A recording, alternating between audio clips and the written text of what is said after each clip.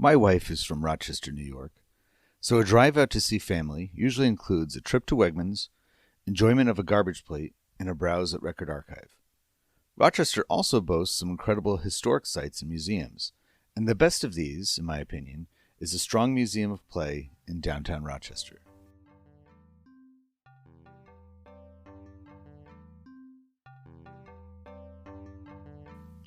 Vice President for Collections and Chief Curator Christopher Bensch joined me after my most recent visit, which was on New Year's Eve, to talk about the museum and the two halls of fame it houses, the National Toy Hall of Fame and the National Video Game Hall of Fame, as documents of modern history.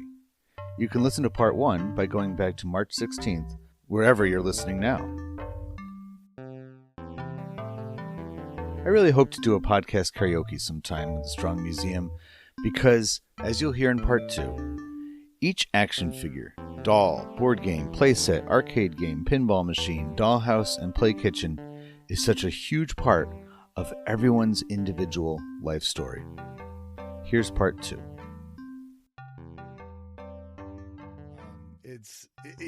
So there are stories like that, where it's like this toy was created in this specific place, or, but like Kenner, for example, came from, was it Columbus, Ohio, or Cincinnati? Cincinnati. I knew it was in Ohio City.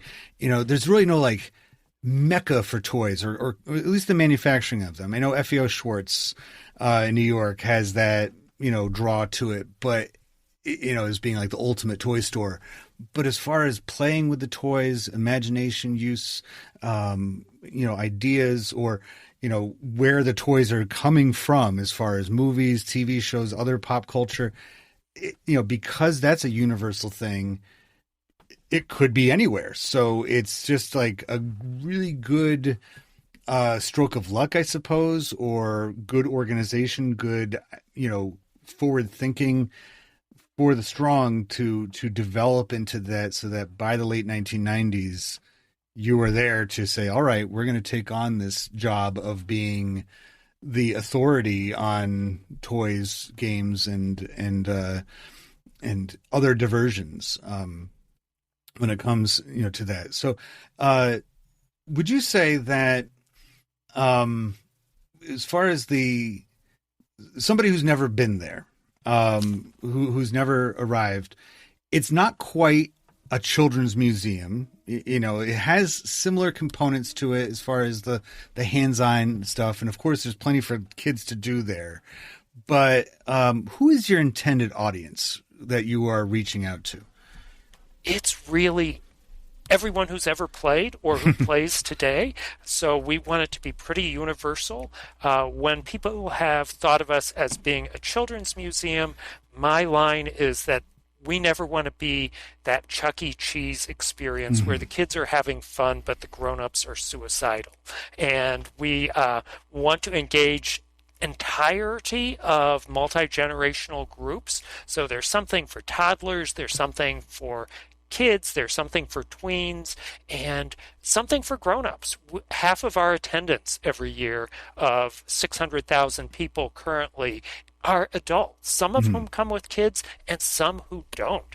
We are a big date night destination on Friday nights. It's a perfect place to reminisce, to play, to talk with somebody that you're trying to get to know.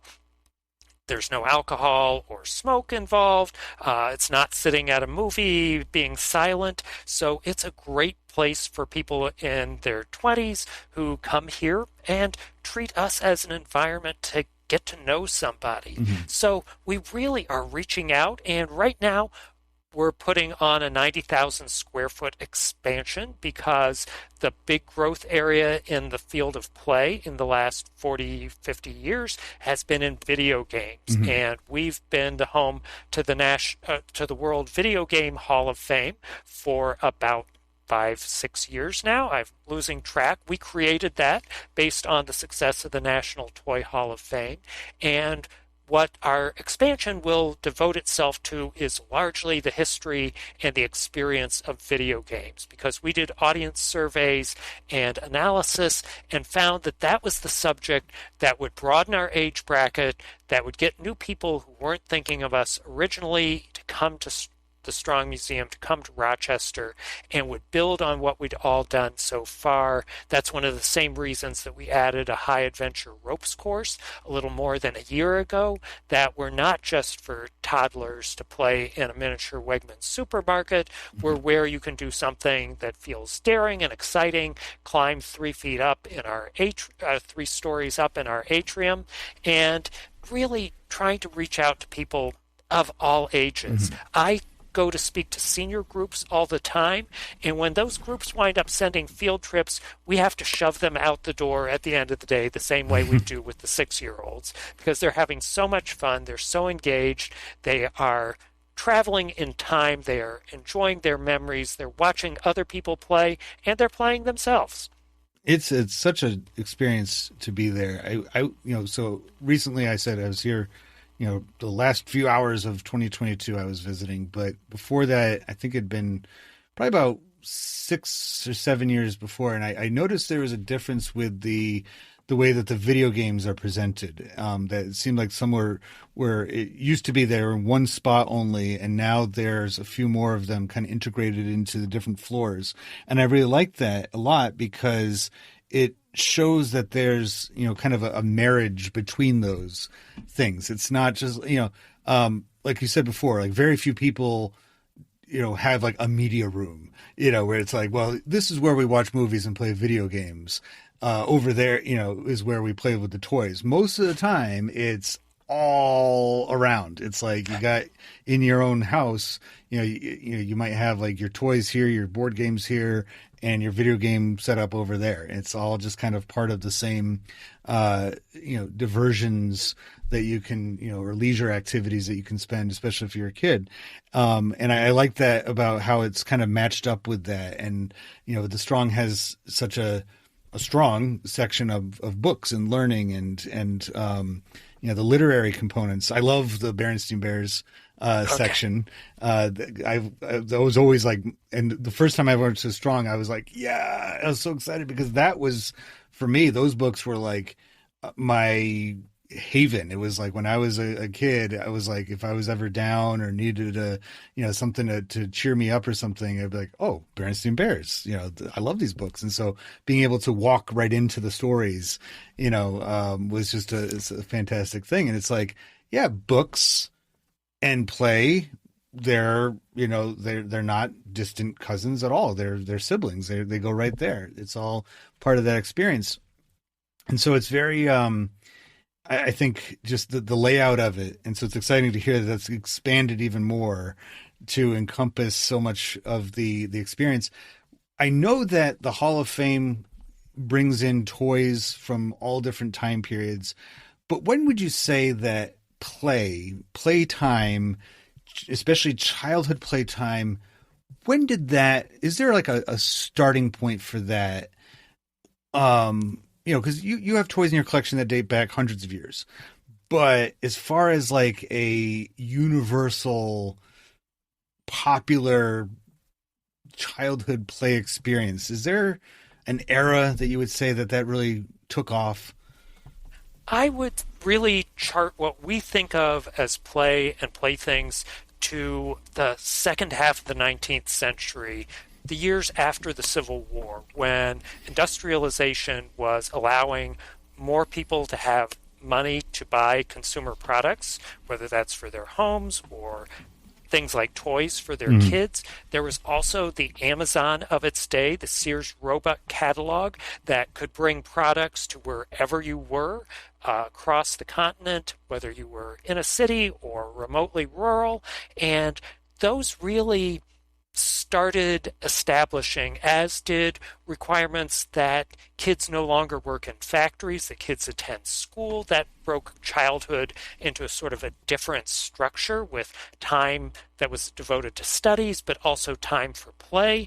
That really starts setting some of the wheels in motion. And even in those years, you talked about playing Star Wars version of Monopoly.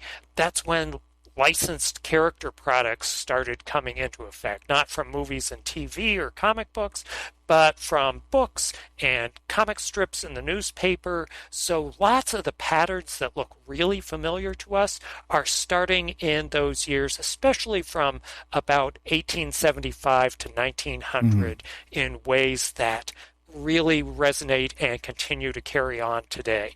So that's why, I mean, the museum itself is a product of its time, because if it had come out on the 50, definitely 100 years earlier, there wouldn't be much to have in there. Not universal anyway. You would have a lot of people like, I don't know what that is. I've never played with that toy. I've never seen that toy because that was hand carved by somebody's uncle, and I've never seen anything like that. Whereas industrialization and mass culture has really created that pretty much every item in the museum. And so that's why we have that relatability, and that's why people, when they visit, even if they're from Rochester, Minnesota, or Rochester, New Hampshire, and they end up in Rochester, New York, they can all say, yeah, I had that toy, or I recall seeing that in the Toys R Us, Wish catalog when I was a kid, or something like that. And it's that's a good, I think oftentimes people overlook the Civil War as being a revolution in America. And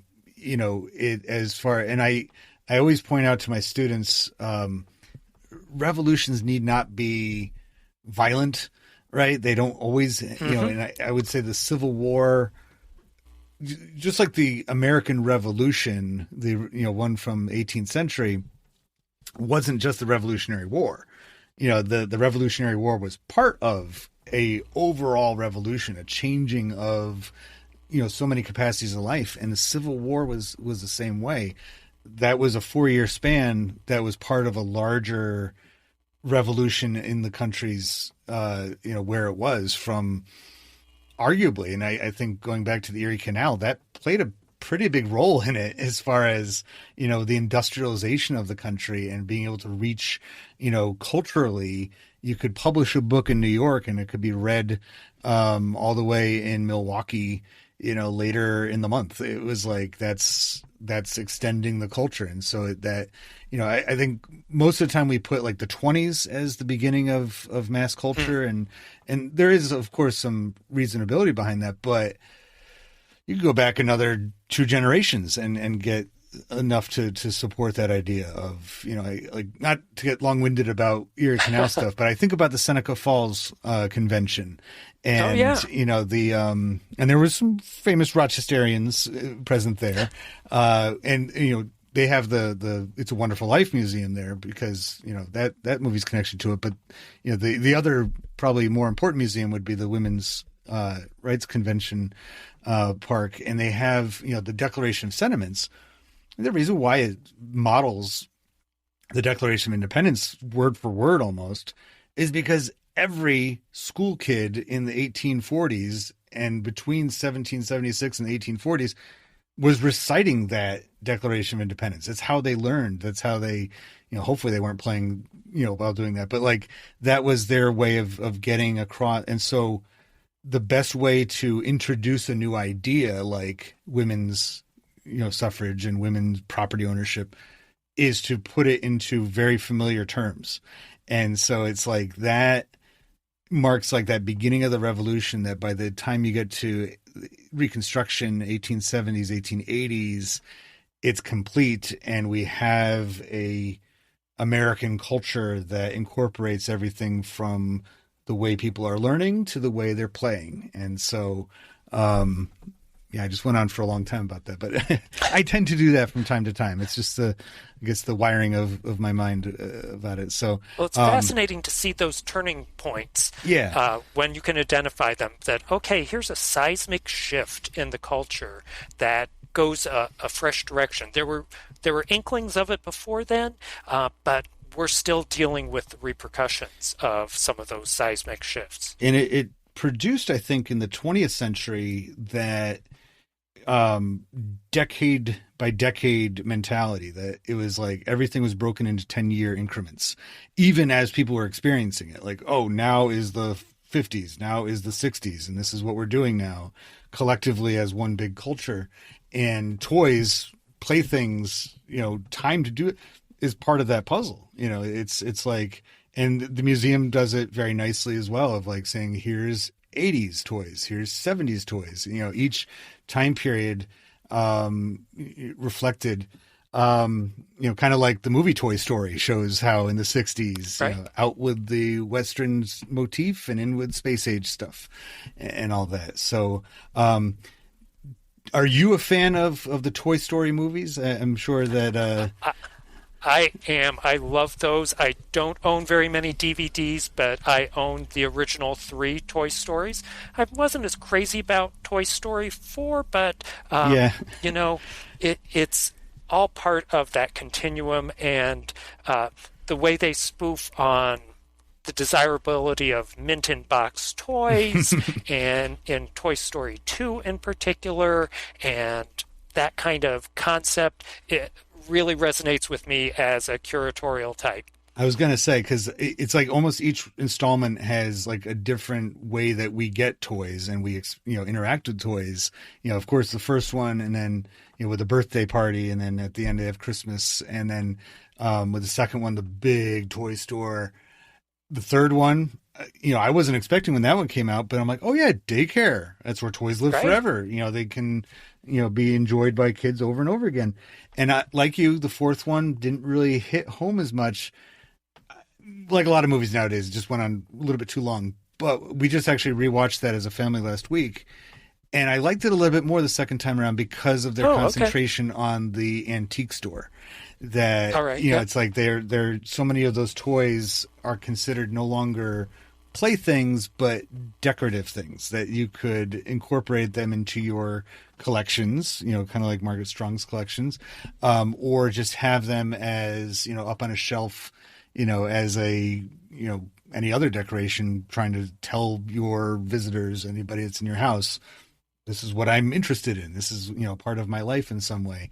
And those scenes, in any way, the way that they portray it in the antique store, I'm like, okay, I like that component of Toy Story 4. The rest of it, not quite as emotional or hits us home. Right. Now, if those stories are true, that toys do come to life, I can imagine the Strong Museum of Play is a wild scene at nighttime or when everybody's not around.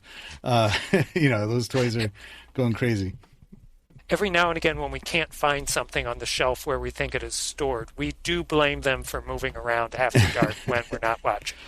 Which one do you think would be the most easy culprit? Would it be the G.I. Joe or He-Man, carrying stuff around? We were missing a robotic dog named Poochie for about 5 years, and he eventually showed up at the back of a shelf filled with cast iron toy stoves, and there was no rational reason why Poochie should have ever been anywhere near that shelf. So I kind of think that he went there all on his own. That's so funny.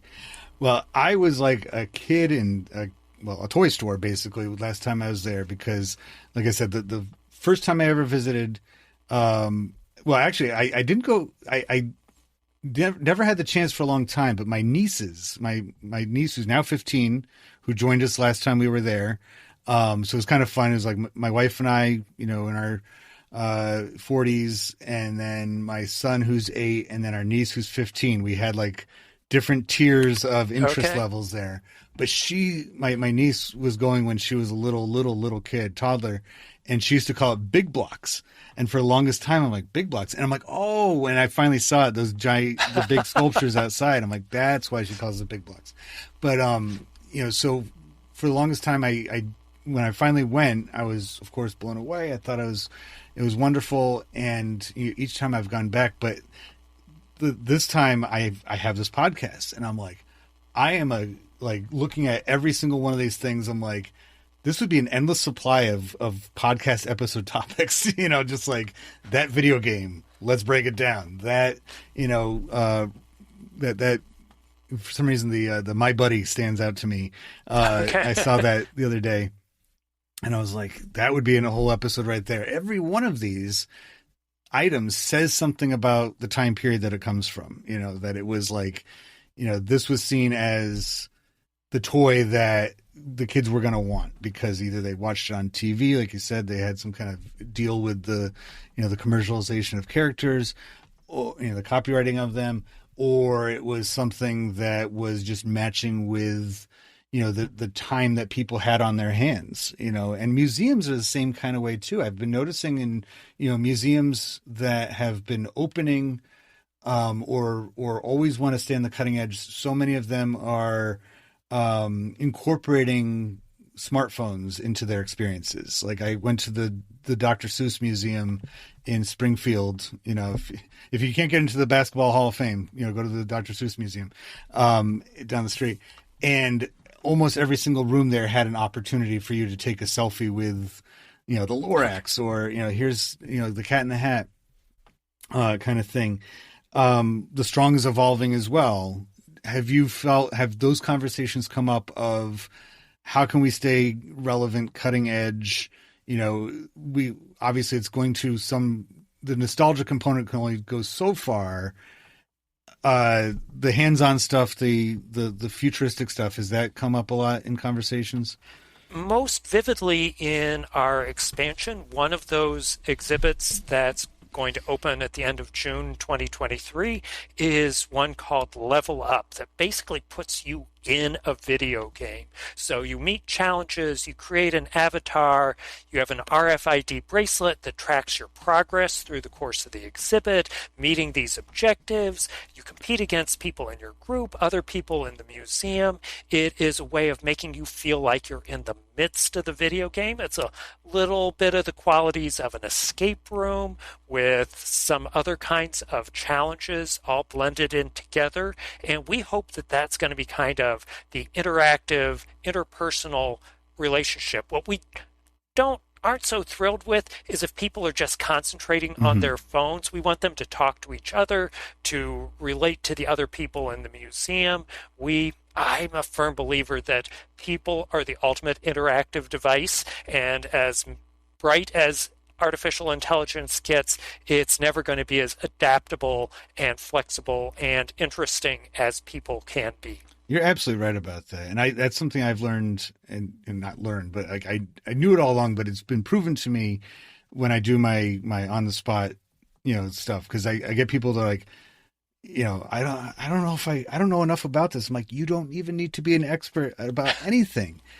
If we just talk about this, your intelligence is going to shine through in about 10 seconds, you know, because you can look at something and make sense out of it. And the same thing happens at that museum and so many others, but especially yours, where it's like, no, you're not an expert on Barbie, but if you just chat with somebody about it for a few minutes or read the placard that goes with it and have a conversation, and, you know, the relationship between Barbie and some of the other toys in there, look at that. You just have that critical thinking, deep thought experience that you didn't think you could have, because I think people have just kind of been conditioned that, you know, they don't know as much, that you have to be an expert in order to talk about something, but you don't. Well, that's where I love your mission, is that everybody can do history. Here's tools that you can apply to any topic that interests you, any object that interests you, or some big complex object like a museum.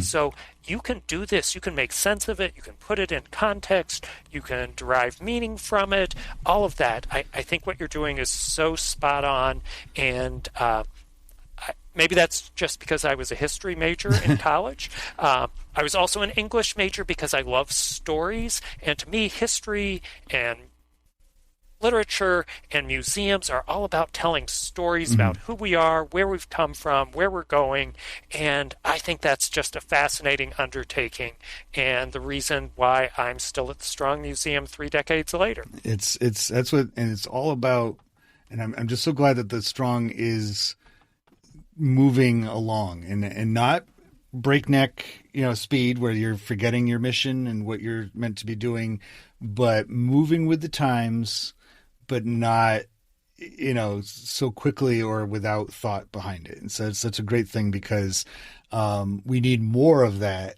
And I love the mission of your museum, and to a much, much, much smaller extent, my podcast. And my mission is, it's a very democratic one. It's like everybody can do this. Everybody can look at something and get meaning out of it, get the story, and not have to have somebody else tell it to you, that you can do it too, and you can be immersed into it. So, people can find the Strong Museum beyond just November when the announcement comes for the Hall of Fame inductees. What is the best way that people can find you online? That's at museumofplay.org, and I hope that people will be watching the media come late June when we cut the ribbon on this 90,000 square foot expansion. We are going to be even more exciting, fill even more of a city block.